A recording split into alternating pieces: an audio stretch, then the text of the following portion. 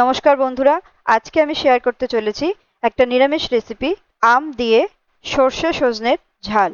এই প্রচন্ড গরমে আম দিয়ে তৈরি আজকের এই রেসিপিটা খেতে কিন্তু বেশ লোভনীয় আর উপকারীও।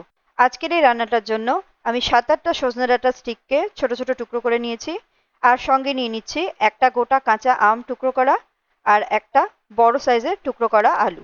এবার একটা মিক্সিং জারে 1 টিস্পুন সাদা সর্ষে, 1 টিস্পুন কালো সর্ষে, 1 টিস্পুন সাদা তিল, কিছুটা নুন, কয়েকটা গোটা কাঁচা লঙ্কা আর 1 ঘন্টা আগে ভেজানো 1 টিস্পুন গোটা পোস্ত দিয়ে বেটে একটা পেস্ট তৈরি করে নেব।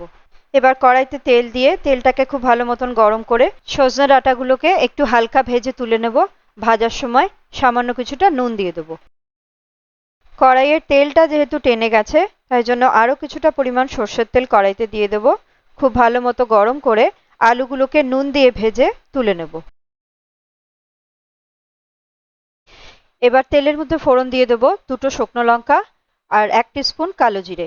ফোড়নটা একটু নাড়াচাড়া করে ভেজে নিয়ে বাটা মশলাটা দিয়ে দেবো। আর মশলাটা যাতে না পুড়ে যায় তার জন্য কিছুটা জল দিয়ে দেবো। জলটা একটু টেনে আসলে দিয়ে দেবো 1 টিস্পুন হলুদ গুঁড়ো আর স্বাদ অনুযায়ী 1 টিস্পুন চিনি। যেহেতু আমি সর্ষে পোস্ত কিছুটা নুন দিয়ে বেটেছিলাম, তাই জন্য আর এখন নুনটা অ্যাড করলাম না।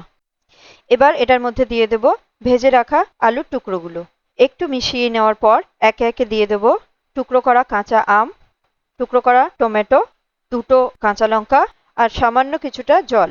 এবার মিনিট 2 সবকিছু খুব ভালো মতন কষিয়ে নেব।